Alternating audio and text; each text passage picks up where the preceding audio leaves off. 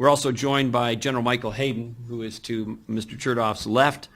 General Hayden, of course, is also a principal of the Chertoff Group. Prior to that position, he was the director of the Central Intelligence Agency, was responsible for overseeing the collection of information concerning the plans and intentions and capabilities of American adversaries around the world. At the Chertoff Group, he uses his knowledge and expertise to consult with and provide strategic advice to business and governmental entities. Before running the CIA, he was the Principal Deputy Director of National Intelligence.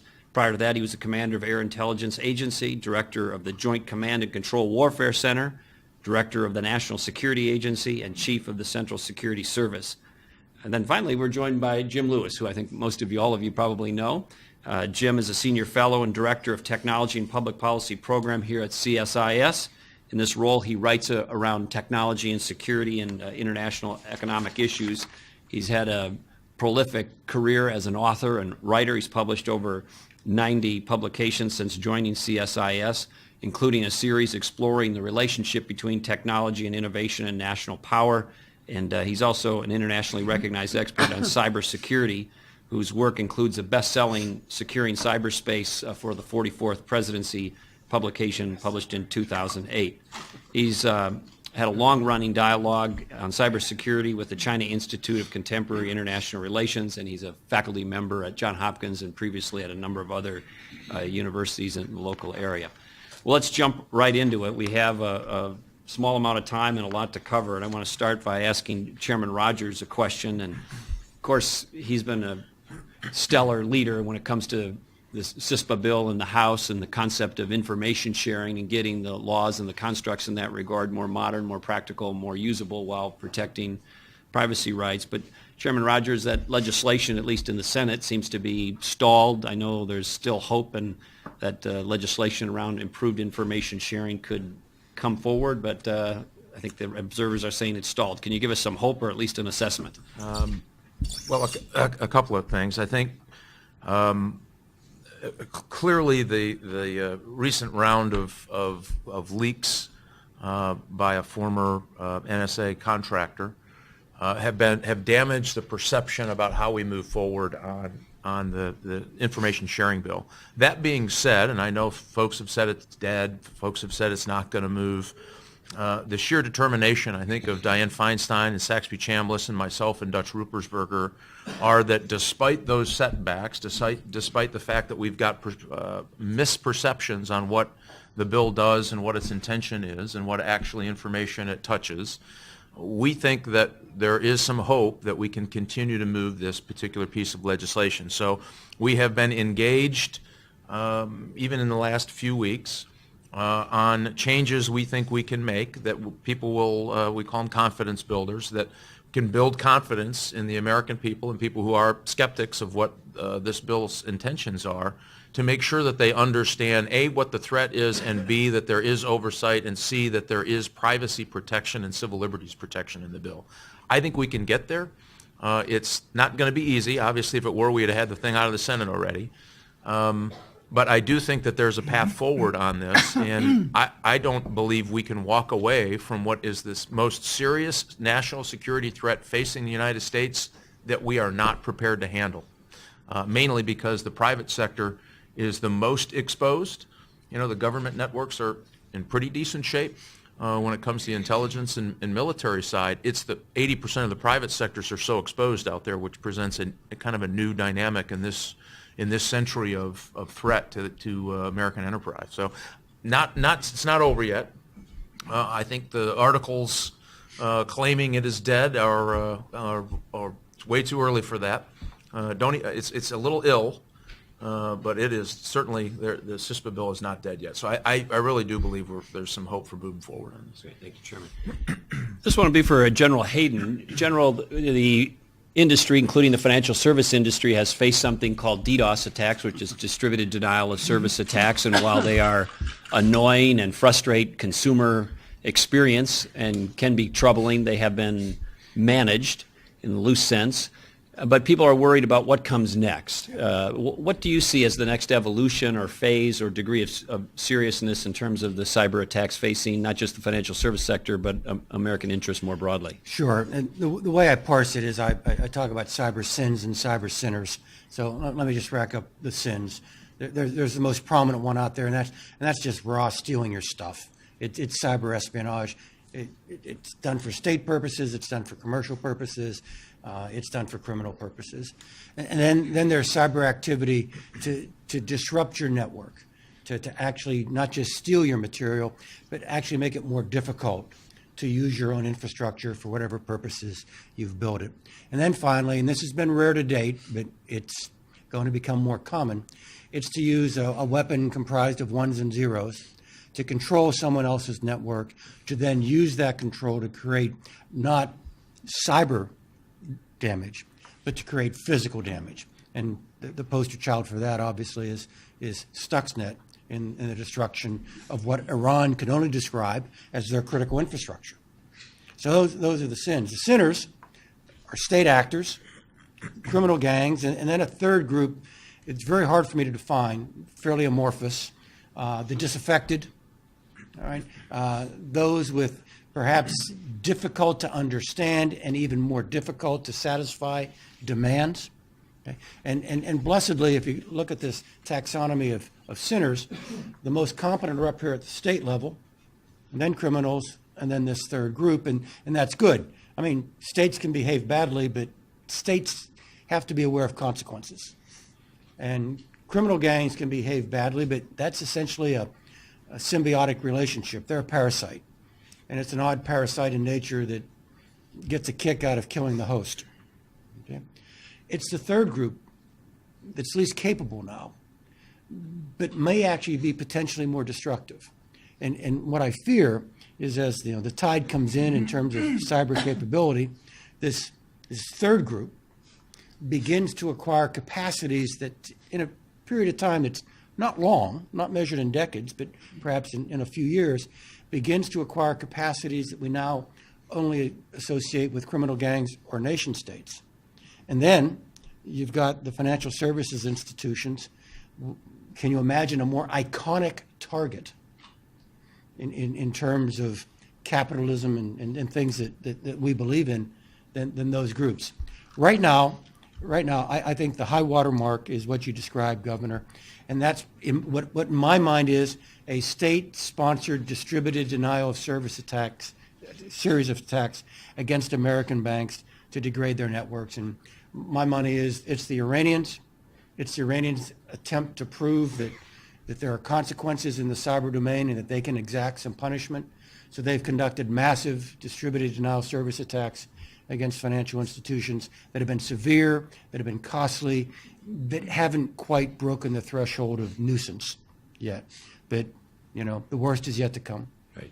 Well, it's a good transition to the next kind of question, which I'll direct to Jim Lewis initially, and that is, Jim, there's a lot of thought historically that China and Russia were engaged in the types of, if not state-sponsored, at least state-tolerated activities that the general just described, but there were at least some unspoken rules of the road about how far they would go and the scope of their activities, namely espionage for commercial purposes, but not destruction, data destruction, or physical destruction for terroristic or warfare-like activities. But now that we see the entrance of many other either state-sponsored or state-tolerated actors, is there a wild card element that didn't exist 10 years ago, 5 years ago, that is even more perplexing, more problematic? And what might that look like?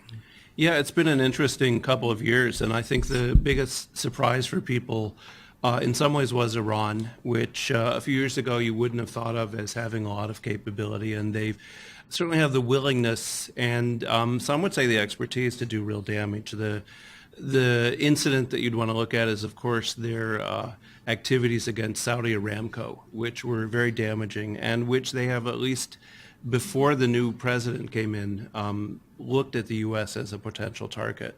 We've also seen the North Koreans move along. They've focused all of their attention on South Korea so far. Hopefully that will continue, although it's unfortunate for the South Koreans, particularly looking at banks and media centers. To echo something that General Hayden said, though, I was talking to a member of a European intelligence service a couple weeks ago who said that in their view, there are 20 or 30, somewhere between 20 and 30 high-end criminal groups that have the capabilities of a nation state when it comes to cyber activities. And that these groups, most of them live in a country that begins with the letter R. It's not Romania. That these groups are focused heavily on the financial sector, and they're looking for ways to get money. And that we're seeing this diffusion of capabilities, the commoditization of cyber attack, so that people are going to be able to go online and buy tools that will let them go after targets that we might have thought were safe a year or two ago. So there's been some progress, certainly in the last few years. There'd be more progress so we could pass the darn bill in the House. But while The Senate. That's the House's bill. Oh, sorry, I'm sorry, the Senate. Yeah, We've can get a done our conference work in there. the House. I'd like to see your bill become law. Thank you. That would be a plus. But while there's been improvement on the defensive side, the improvements on the offensive side, the improvements among our opponents has grown at an even faster rate. Let's get Secretary Chertoff to join the discussion, and we'll get him the microphone there because I know they're having a hard time hearing, I guess, in the back or on the audio. So if you could lean into that, that would be appreciated.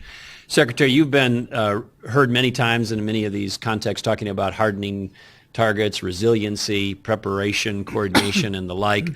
The assessment of industry in the sectors, including the financial service sector, seems to vary wildly. Could you give us kind of a current state assessment from your perspective about the state of preparedness of American industry? And then you mentioned something recently about insider threats that I think is worth touching on and very important. So if you do that as well. Sure. A couple points. First of all, I think, Governor, it is correct to say that there is a real variation in the degree of preparedness. My experience is, generally speaking, the financial services community, the electric industry do focus on this and are reasonably sophisticated. Although, again, if you look at the differences between the large tier one operators and the less well-capitalized operators, there's obviously some variation. The ones that are at the top of capitalization tend to have more to invest and be more sophisticated. If you have attacks, that work their way further down, you're going to wind up with maybe less capability.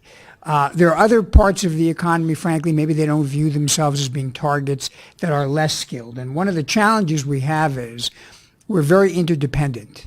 And a failure in one area tends to have cascading effects. So if there's a problem, for example, with traffic lights, and someone gets into a transportation system, and is able to shut down or tamper with the traffic lights, that's going to have an impact across an entire city. And so we have to recognize this is a case where the weakest link really brings the entire chain down.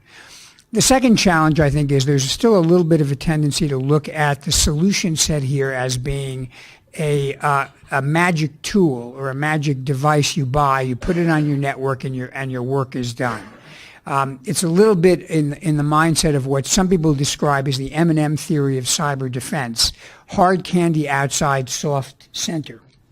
The reality is, it doesn't taste as good, and the problem often begins inside. One of the challenges is to recognize that the attacks come in a lot of different forms. Some of them do come, as people imagine, over the network with somebody coming up with a new exploit. But a lot of times, what they're doing is they are tricking people inside the network to invite in the malware or the exploit, or to surrender their credentials. Or you have insiders who, either through negligence or malice, and Snowden's a classic example of this, open up the network to outsiders coming in. So part of the challenge is to recognize that you have to have a holistic approach to security. And it's one in which, in particular, although the government has a role to play, and I echo the call to see the Senate act on Chairman Rogers' effort here, but it's still, at the end of the day, a battle that is fought largely in private networks. And so it's not going to be enough to say the government's got to protect us. You've got to build the capability within and coordinate with the government to really get the value of being able to defend yourself. Well, that coordinating with the government leads to another interesting topic, which is the buzzword in a lot of these discussions is information sharing, a desire by industry and the private sector to get the benefit of knowledge and expertise that the government has, and early warning. Also, government agency to government agency cooperation, business sector to business sector cooperation, all of which bumps up against some legal constraints and liability concerns. I know, Chairman Rogers, you tried to address some of this in the bill.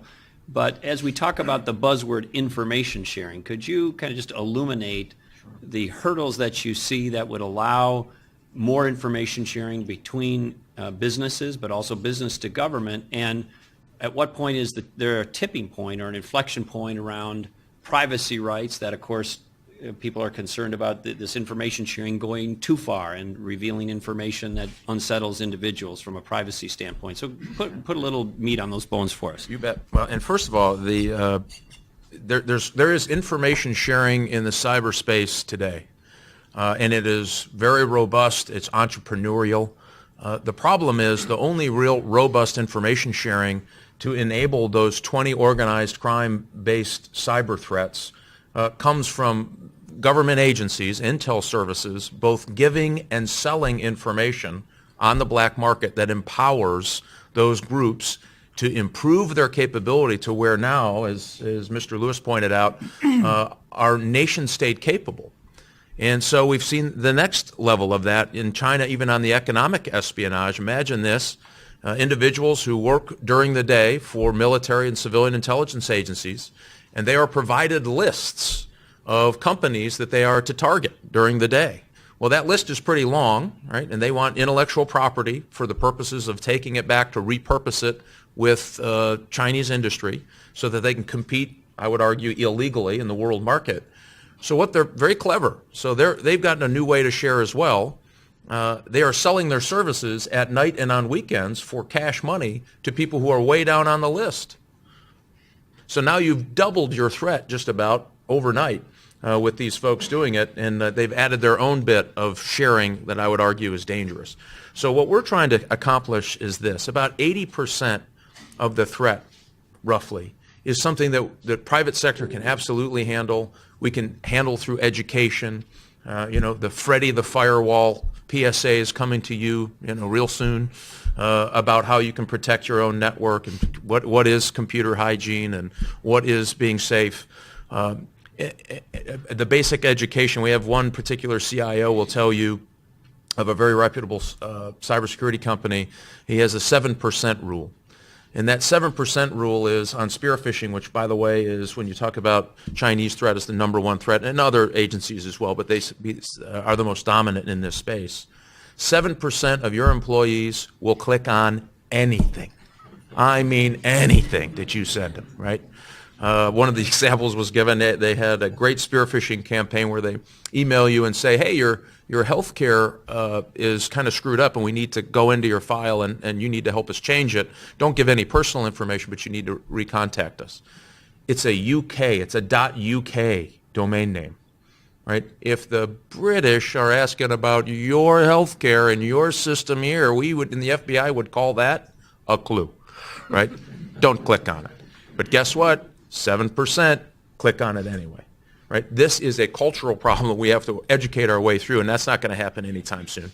That last 20%, that really tough stuff, the very sophisticated stuff, that's where government to business, business to government, business to business sharing can help us tackle that top 20% in this particular problem. So what did we decide to do is say, listen, it's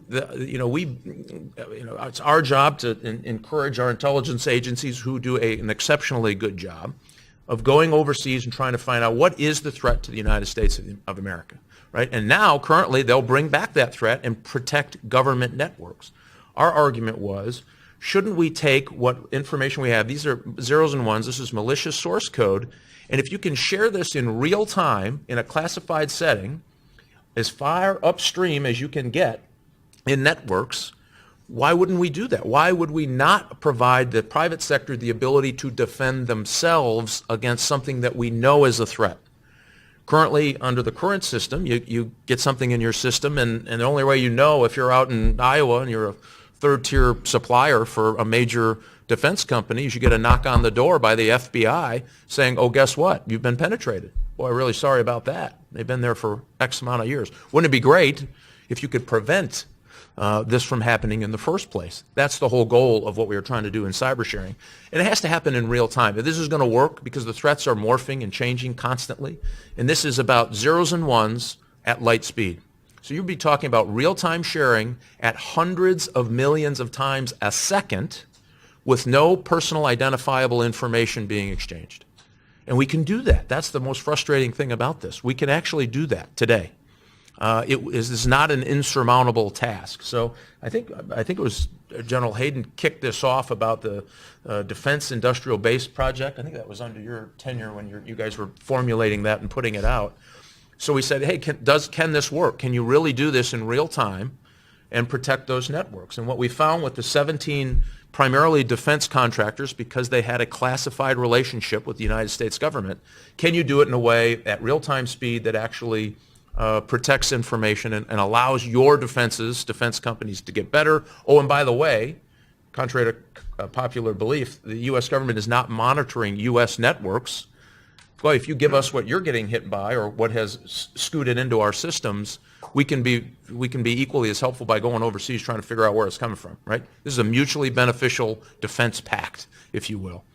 And so what we found in the 17 is absolutely it works.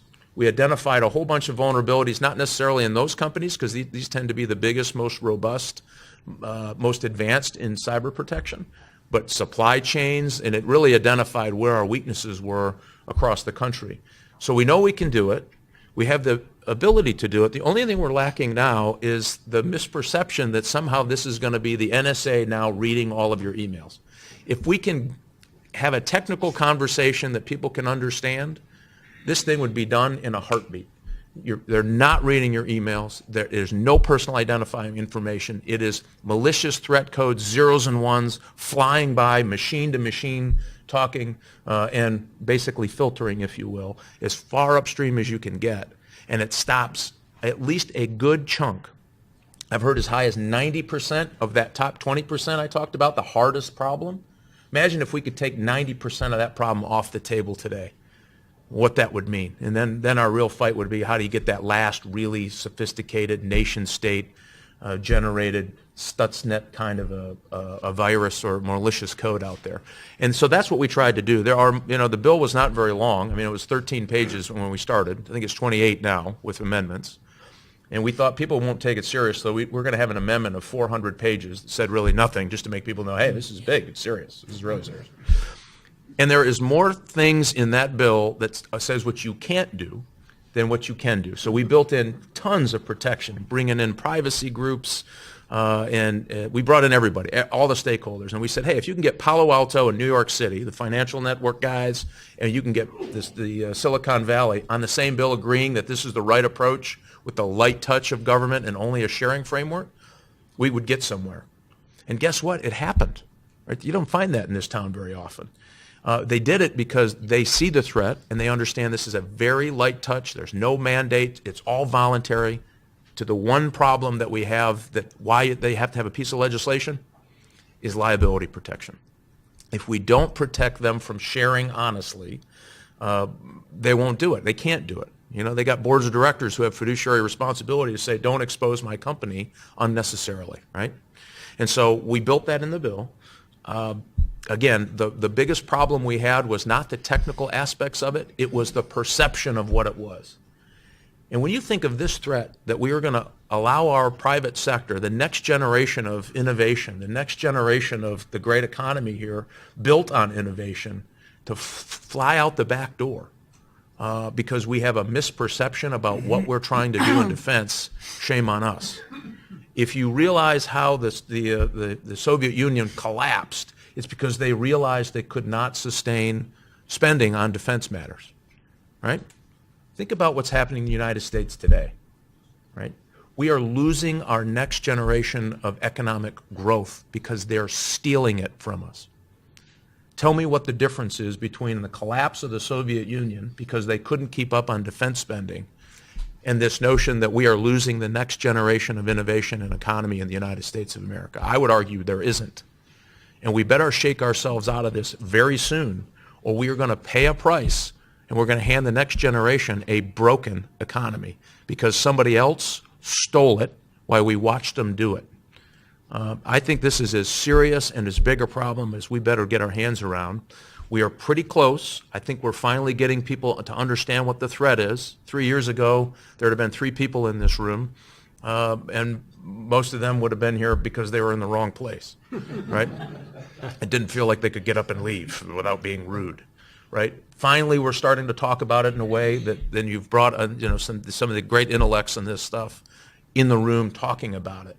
I do think that this sharing piece is critically important, and it's a small piece. It won't be the only thing you ever have to do on cyber, but it helps us take such a big bite out of this problem by doing something pretty simple that we have the technical capability to do and protect your civil liberties. So not that I'm worked up about this at all, We Governor. appreciate that. We appreciate your thanks. great work on it. General Hayden, one piece of this is security clearances, and of course, even within a company, you might have a situation where a CIO was previously cleared or a CTO was previously cleared, but as you battle against these things, even at a DDoS level, you might well have a situation where the general counsel needs to know, the CEO needs to go, he or she might be in Singapore when the matter comes up, and it'd be helpful to have your COO to know. And so you open the door to the need for, perhaps even in one company, numerous people to have proper security clearances. And while the executive order aspirationally says we're going to try to make that easier post-Snowden, it seems to have not occurred. Yeah. Could you talk a little bit about whether that's a legitimate goal and how far you'd go with it, and what could be done to strike the right balance and get more security clearances so the types of information sharing could be even better and quicker and appropriate? Yes, and let me explain, put an exclamation point on why that's important, and it's tied back to some themes you've already put on the table, Governor. One is information sharing, and the other is the role of the private sector. Let me offer you a view. When we issue an operational order in the Department of Defense, we identify who the supported command is, all right, who's the main effort, and then we identify the supporting commands. If you read Civil War orders, it's you will conform your movements to the movement of the main body. All right. I would suggest to you in the cyber domain, very, very unlike, let's take airspace. I'm a career Air Force officer. I mean, we expect the government to control and defend our airspace. That's a governmental function. And therefore, I think the government is the supported entity here, and other things feed into making the government capable. I don't think that's true, or at least it's not as true in the cyber domain. I actually think the private sector is the supported command. The private sector, at the end of the day, is the main body. And therefore, the government has to organize its activities to conform to the movement of the main body, or perhaps better put in this domain, to enable the movement of the main body. And so that it takes on, if you think of that in the background, I think it really highlights and underscores the requirement for information sharing and so on. So now you get to the specific question of who should be cleared. Well, the answer is the private sector. If you accept that theory that they're the main effort, the private sector really needs to have clearances, and it can't be stingily metered out by ones and twos from a government who believes or is acting kind of on the assumption that this is fundamentally their stuff, and they're making an additional effort in order to share it with others. So that's one reality. The second, I mean, look, American cyber power, at least as far as the government's concerned, has been generated by the American intelligence community. All right, its ancestral roots are back to the part of the American government that most classifies stuff and who most thinks practically everything ought to be secret. And so we're running uphill here in trying to make information more readily available, because it's coming from a cultural schema that generally classifies and classifies too much. And then at the fundamental level, Governor, I would put it this way, all right? Every one of those, should I, should I not clear this guy, at the operational, specific, tactical level, is probably defensible. In fact, I made a bunch of those decisions while I was in government. But the cumulative strategic effect of perhaps these individually defensible, if not correct decisions, is strategically, we have harmed the ability of the main body to do what it is they need to defend us. And so I think we really do need to lean very hard on the executive order, on the direction that the president has given, and should not view this as just let's accelerate the one-off transactional granting of clearances to specific individuals who have pointed out an absolute crying need. But we need fundamentally a different approach as to where the line is between secret and not so secret. Secretary Chertoff, another part of this information sharing is coordination within the government itself. You've had probably the most experience in this, dealing with a brand new organization when you were, I guess, the second leader of it, Homeland Security. But as you think about this, NSA has a piece of it, Department of Defense has a piece of it, Homeland Security has a piece of it, industries have a particular portal that they're associated with. In our case, the financial services sector, where many of our members are directed towards the Treasury. The ability to have that portal and yet have some sort of interagency coordination is elusive in many instances, and let's just say it's suboptimal. What can the government do? And the industry coordinating councils, of course, are there to try to provide this service, but in many cases they're under-resourced, mildly equipped. What can the government do to better streamline this government-to-government coordination, which would then in turn help government-to-industry coordination? Well, not surprisingly, this remains a challenge. Back in 2008, we actually had the conception that you would create almost in a single location physically a combination of government and major industry sector representatives that in real time would be in an operations center and would have visibility into what was going on in the network. Because as Chairman Rogers points out, when you're dealing with network speed attacks, you can't respond by sending letters using the post office. You've got to move at a comparable speed. That vision was not realized, but I think we can get there if a few things happen. First, I think the government has to finally, once and for all, resolve the issue of roles and responsibilities. There has been disagreement sometimes within the government about who plays what role. I think General Hayden is exactly right in using the model of supporting commands and supported commands. In the physical world, when we deal with domestic emergencies, DOD is a supporting element to DHS, which goes out and is basically the authority which operates with emergency management at the federal level. And that works as a very smooth relationship because it's been fully baked and people have written the plans. If we could get final resolution, I think we're getting there, but I'm not sure we're quite there yet, about that relationship in the cyber realm, that would alleviate one element of the problem. But then the next element is you've got to bring in the private sector, and you've got to do it in a way that allows rapid transmission. The problem may almost be that we have a proliferation of different mechanisms. You have information sharing groups called ISACs. You have sector coordinating councils. And the problem is that nobody knows exactly where to look. So once the government has finally baked what the roles and responsibilities are, I do think there needs to be, if not in one physical place, at least in one virtual space, the ability to connect in real time with the major sectors of the economy. Some of that can be built within the private sector itself on a voluntary basis with information sharing platforms, but some of it will require interface with the government. That goes to the point again of clearances. That's been an obstacle sometimes, and one other suggestion I would make is this. Typically, people don't understand there are two elements to the clearance process. One is you've got to pass your background check. But the second is it's got to be in the government's interest that you have the clearance. Typically, the way you get a clearance in the private sector is by being a contractor, doing contract work for the government. I think one great change would be to have security officials in critical infrastructure be considered in the category of people who need to have clearances if they pass their background check. So that's also part of what you have to do in order to complete this architecture. Great.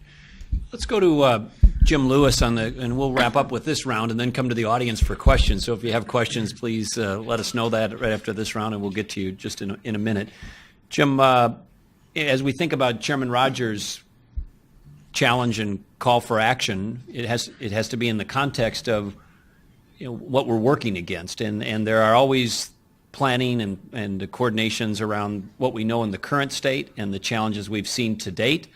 But what do you see as a potentially game-changing or highly disruptive, not evolution, but dramatic unfolding of an event that could change this whole discussion that perhaps people aren't thinking about? Or maybe stated another way, give us a couple of worst-case scenarios that would perhaps motivate policymakers and interested parties to be more aggressive or more engaged or more action-oriented in this debate?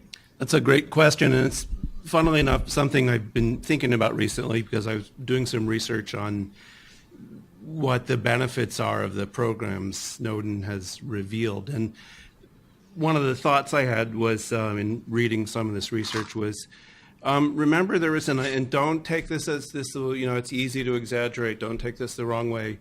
Remember in 1998 or so, a bunch of Algerian jihadis hijacked an aircraft and were intending to fly it into the Eiffel Tower.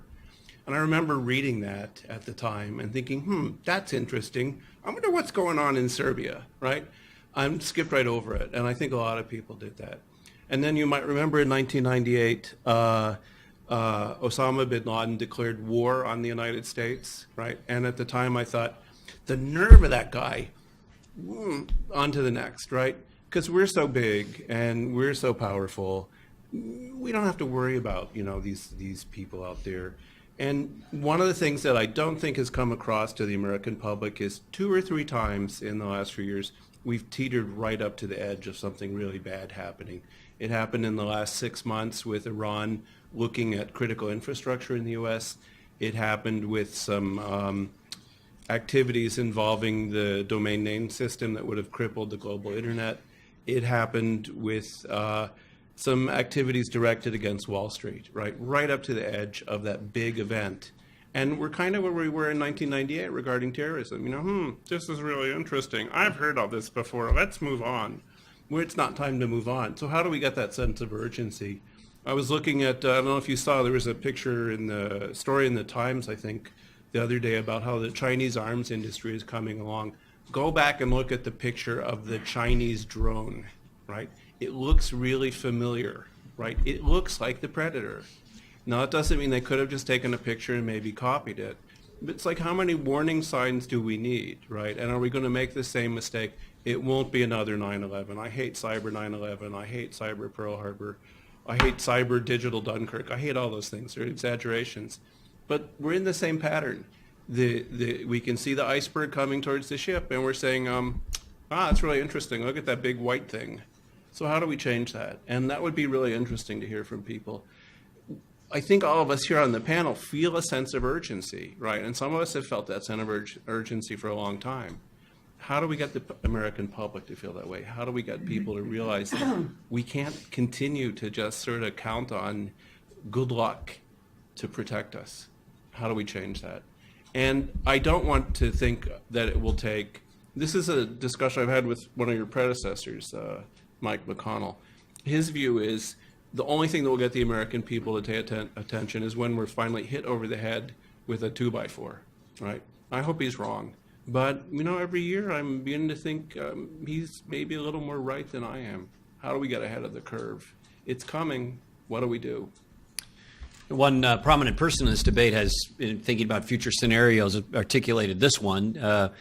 Hackers or other mischievous individuals or entities use their skills to get into a modest-sized financial institution, then use that as a portal to get into the Treasury system, which then uses that to get into a series of banks on a network basis. And in a very short amount of time, a matter of seconds, not a few $1 million is gone in stored value, but say $50 billion.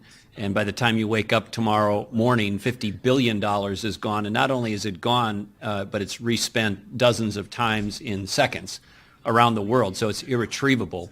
And you think about the implications of something like that would have on consumer confidence, on markets, on investors, on people's ability to trust the stored value at these institutions in cyberspace. It would have a devastating effect for all of those reasons. Let's go to questions now. And sir, if you would just state your question. Microphone's coming, and if you have it directed towards a particular panelist, that would be great to know. Otherwise, you can make it general. Hugh Grindstaff. My question is, with the recent incidents of Bradley/Chelsea Manning, Snowden, and the Navy Yard shooter, those are signs of where our guys were given security clearances, but there were certain parts of their life that weren't really investigated. Are we tightening up on the security clearances? Because I think something like 800,000 people plus have either a top secret clearance. I can take that. We're putting together a package now of how we change from a 1950s style, is candidate A a good American, which is really we've never really changed from that that style of background check. And candidly, in today's world, it's not completely, but it has very diminished impact on our ability to tell what is going on with somebody who has access to sensitive information. So we are going through a package that will have a more dynamic review for individuals as they seek a U.S. government security clearance. And, many times we had to shake ourselves out of this is that people, once they get a clearance, think it's theirs. They own this clearance. This is my clearance. Wrong. It's not your clearance. You are permitted to have access for purposes of protecting and national security of the United States, a clearance that you don't get to own, and you don't automatically have the right to it. And so what we've got to do is shake ourselves out of that old model, the interview, doing door-to-door in a neighborhood of which most people now with the moving, if you know your neighbors, you're in the minority. And so we're changing out of that. We're coming into this new thing. Hopefully in the next authorization bill, you'll see that change, where we'll go to a more dynamic review of all the information that you can find on an individual who is seeking to get a security clearance that we think, and by the way, on an ongoing basis, meaning that if somebody on a social site is saying, who has a top secret SCI clearance, is saying something inappropriate about what they might do with that information, versus finding out when they show up in, say, Russia with thumb drives, that we might catch them much earlier. So we think that we think we can do that. We think it's not a huge change. It's a bit of a cultural change, but we have the capability and the technology to do it now. So we're hoping to move to that very, very soon. Great. Thanks. Yeah. Sir.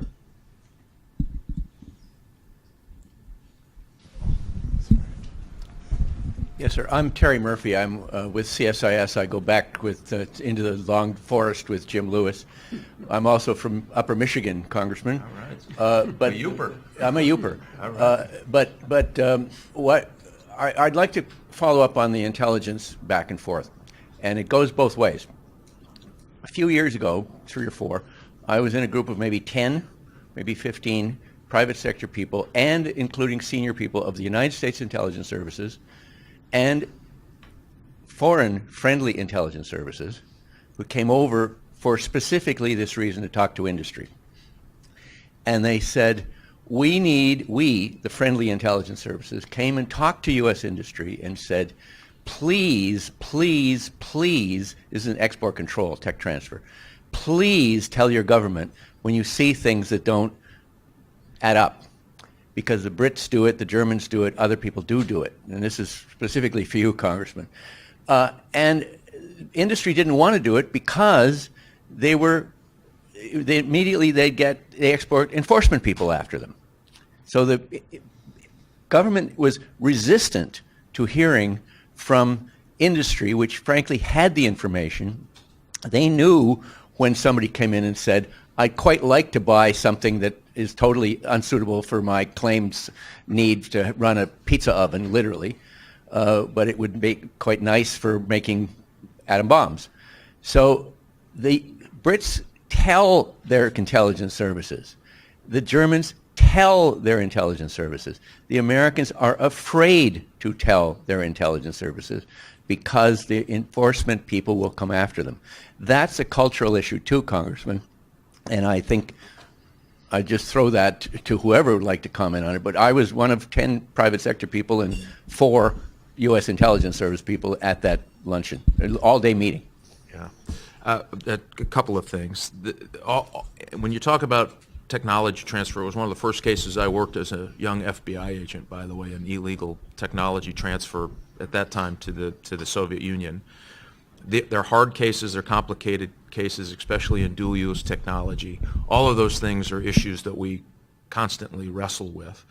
But I will do you one step further. Now you have the problem of nations buying industries, companies, sectors, or sectors of businesses in the United States that have technology that is very concerning if it transfers. So there's 2 ways to go about it. I can either sell it to you, or you can come here and buy the company and take it yourself.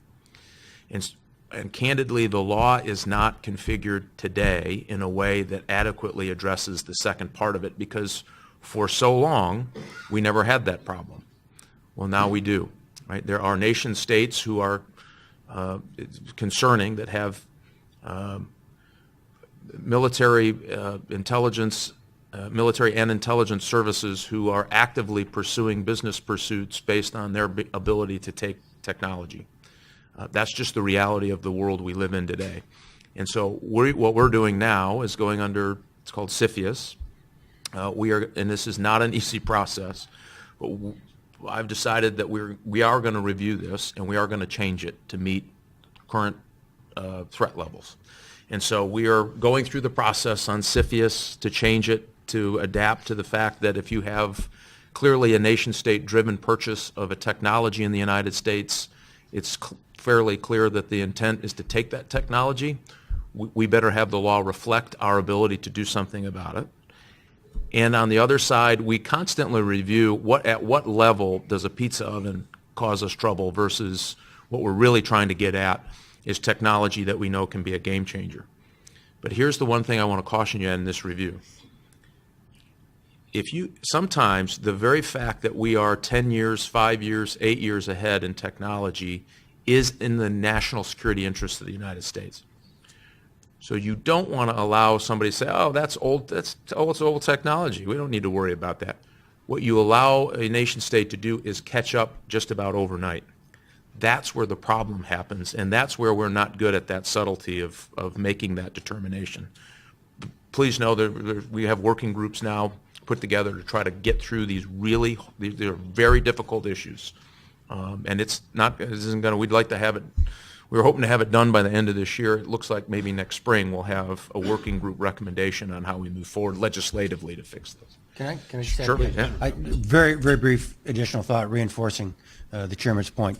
When you talk to the folks at NSA, they say that the sweet spot in which they operate, all right, is when they can harmonize, all right, technology, the activity of the adversary, and U.S. law and policy. Those 3 things are the major factors in determining what it is we do.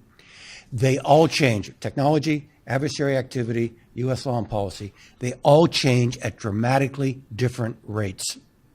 And that creates the dilemma that the chairman just pointed out. So it's a permanent condition. And it's just something we're just going to have to work harder at to close but not eliminate the time gaps. Great. Question in the back. Yes, it's Tom Hines with U.S. News and World Reports. Thank you for being here. CSI does a great job covering cybersecurity. I'd like to ask about reports in Le Monde about the NSA spying on France. The editor of National Intelligence Clapper said today that reports are inaccurate, but also said the United States is repeatedly made clear to gather intelligence of the type gathered by all nations. So one of the big things talked about in cybersecurity is international protocol that we can all agree on about cybersecurity and hacking and whatnot.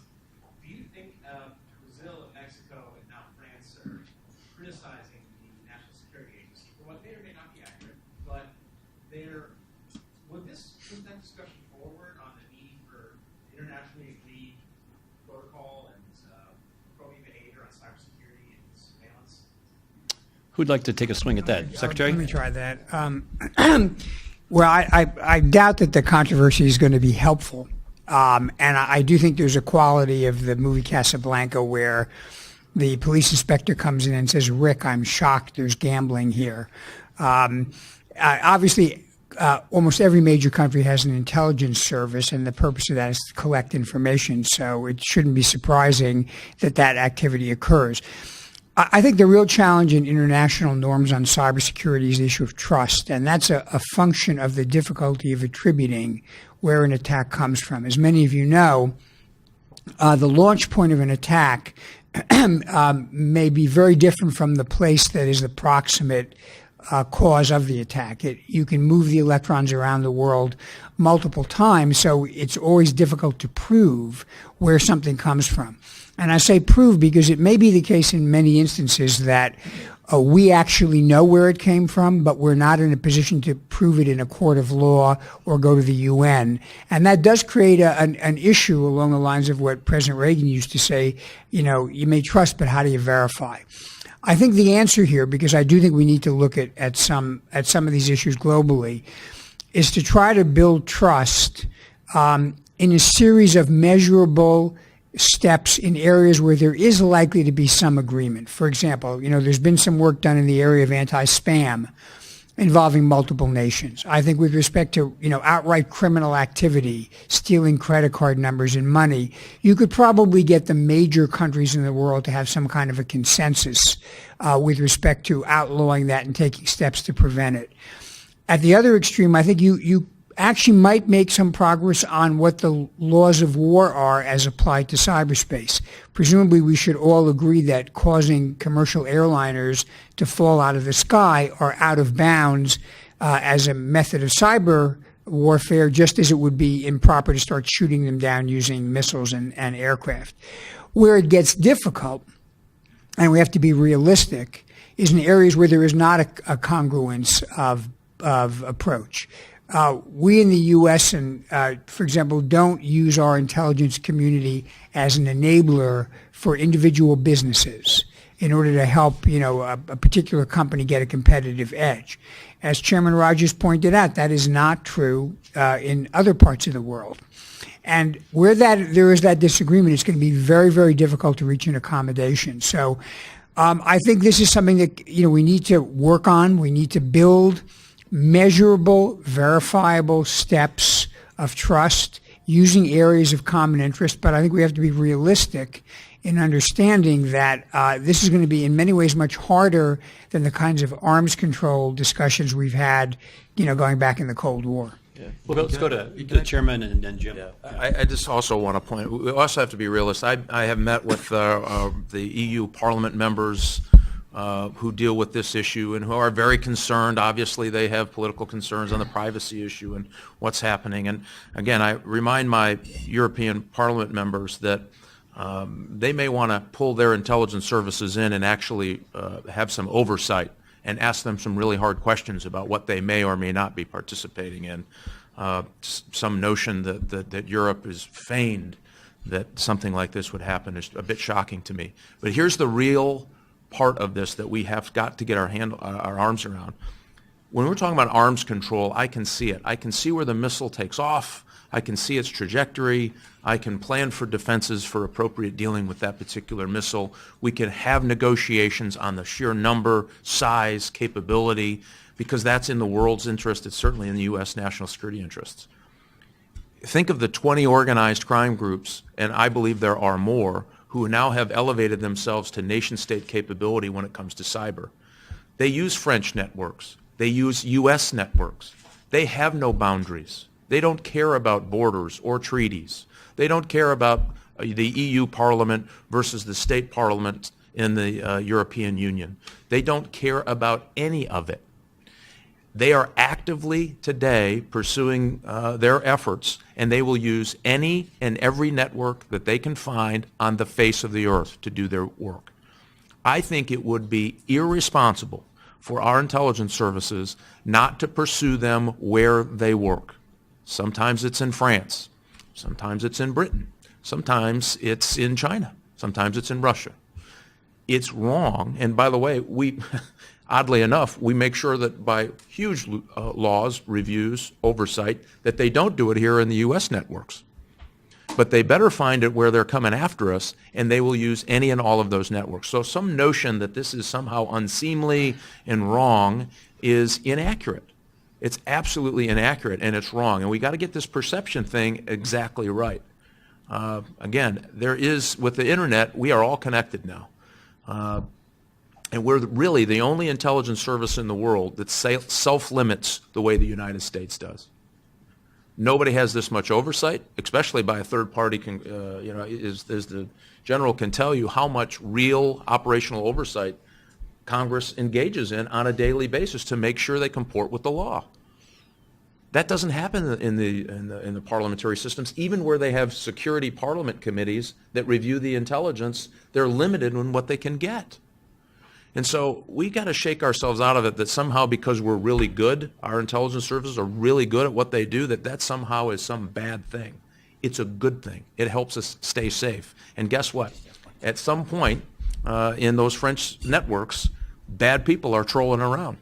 And again, I would argue that it is wrong for us not to find them where they're operating. And I don't care if it is France or Russia or China or the Eastern Bloc. I just want to add a quick footnote. I know Jim has a more extensive comment, but what the chairman just said in terms of oversight, there is now kind of a roiling debate here about the FISA court and the fact that the FISA court is secret. All right? Let me tell you what's unusual about the FISA court. American intelligence goes to a court. All right? That doesn't happen in other mature Western democracies. These warrants are handled within the executive branch. So it just, again, suggests the degree to which this is overseen here. And even in what we all know are very strong traditional democracies, they do in no way have the degree of oversight that American intelligence has from two other branches of government. Sorry. Yeah, if you want to have some fun, there's one of the best-selling Brazilian movies I think it's called Special Police Squad or something like that. And if you watch the second one, there's a scene where they authorize a wiretapping domestic surveillance, and the way they authorize it is the colonel walks into the room and says to the technical guys, "Hey, could you put a tap on this number?"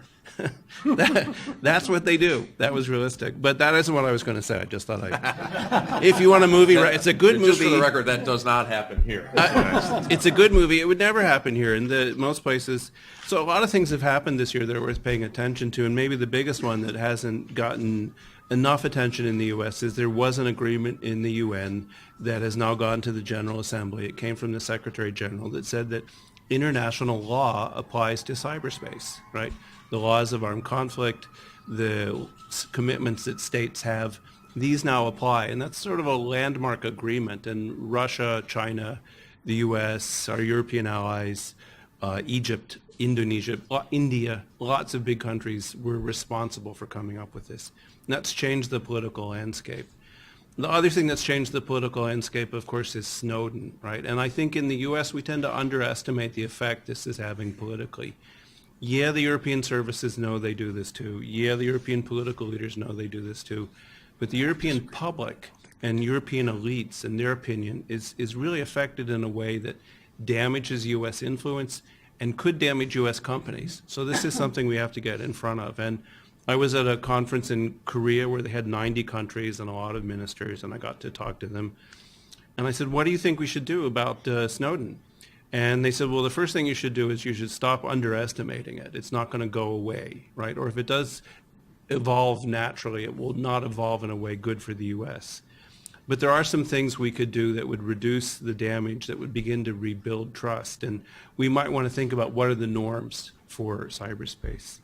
We might want to think about where you could afford to be more transparent, right?